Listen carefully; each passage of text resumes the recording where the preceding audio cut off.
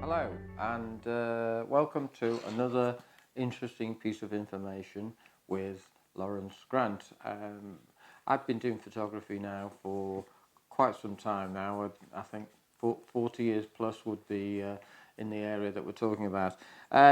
What I wanted to talk to you today about is that possibly a lot of you have come across the Samyang range of lenses, and particularly the video lenses, which I'm using quite a lot now. And here's one we've got.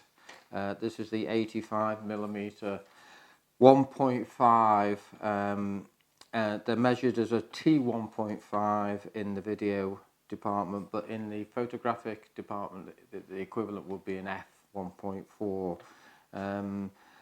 This lens, which is the video lens, has a declicked aperture, a manual aperture ring, so you can alter the aperture and adjust the settings without getting any noise coming in through your video recordings.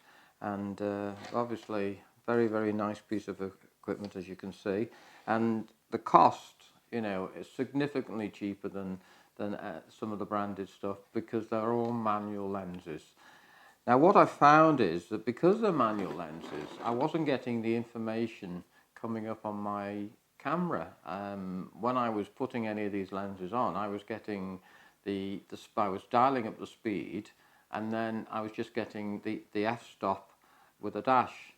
And I found that as I continued to swap around with lenses, when I imported the video clips, or even the photographic clips, I wasn't getting any information of how I shot that, which I would like to have had, in the same way as when I'm using Nikon autofocus, auto exposure lenses. I want to know that piece of information.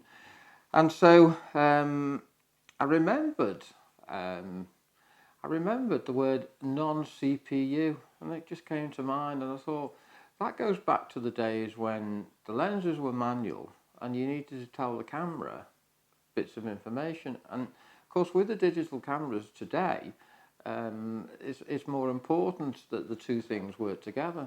So what we were finding, or what you find, is using a manual lens was not giving you the information, obviously, that you want to hear about or see. So I went in, and this is where I'm recommending that you do the same thing. If you go into the setup menu on your Nikon camera and scroll down, you'll find a setting called non-CPU lens. And what that does is it allows you to input up to 10 lens data into that setting. So it's got, numerically, it's got 1 to 10, and then under each of those 1 to 10 headings, you can tell what lens it is and the aperture. So what I've done is I've taken my 24mm Samyang 1.5, we'll call, for the sake of it, 1.5, and I've dialed up lens 1, and I've dialed up 24mm, and it'll go up 24, 35, 50, whatever. See, 24mm, and then it says what's the f-stop, and the nearest one to 1.5 is 1.4, and I've dialed that in. And then I've gone into lens 2, and I've put in 50mm, and I've dialed up 1.4 again. And then I've gone into lens 3, and I've dialed up 80mm, and I've said 1.4.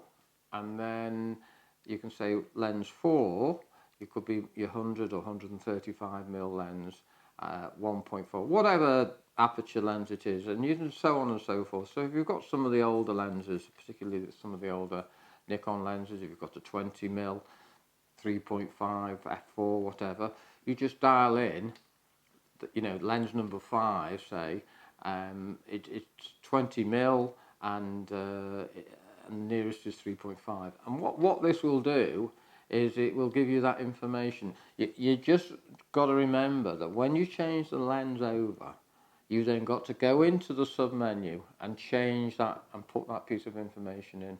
And the way that I've handled that is I've taken out a couple of things in my menu, and I put in the CPU lens information as one of the priority things I'm going to use. I think I put it next to the battery information. And so if I'm shooting on 24mm, I'll go in, I dial up lens 1, click on that, say OK to that, I'll use that lens. If I swap and I go to an 85mm, say this lens, then I go in, scroll down to lens 3, that's my 85mm, set, OK, and then shoot with that. And the benefits really being that if I then take the card, the memory card, and put it into my software. In my case, I'm using Apple Aperture.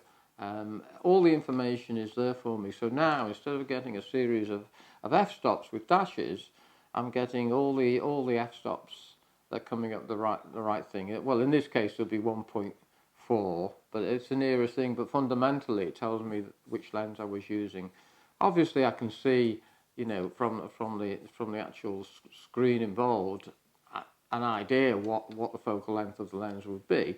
But it, you know, particularly if it's 85mm, 100mm, you know that. But you know, if you've got a 20mm or a 24mm, 35mm, you know, it's going to be hard to look at that overall scene and know exactly what lens you were using. So this has brought in a whole new ball game, and particularly also when I'm using these lenses photographically, because in the past I was getting no information on the Nikon screen at all, and now that I've told it this piece of information, I can now see the f-stops as I'm changing it. I mean, even doing this video now, I've been altering it, and I can see on the screen exactly what f-stops I'm using, rather than having to come round and look and say, okay, well, I'm shooting at 5.6, so I'm going to have to dial at 5.6 on here, get that to line up, 5.6, and then if I want to change it, I've got to come back round, and I've got to go and see where I'm moving it to.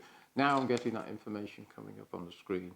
So I just hope that that you find this piece of information useful, and that you didn't know, and it's something that you now can use, because certainly for the last year or two I've been using these lenses and I've had no data at all on it, and I just now think I wanted to share that with you. So I hope you enjoy it, and I'll see you next time. Bye for now.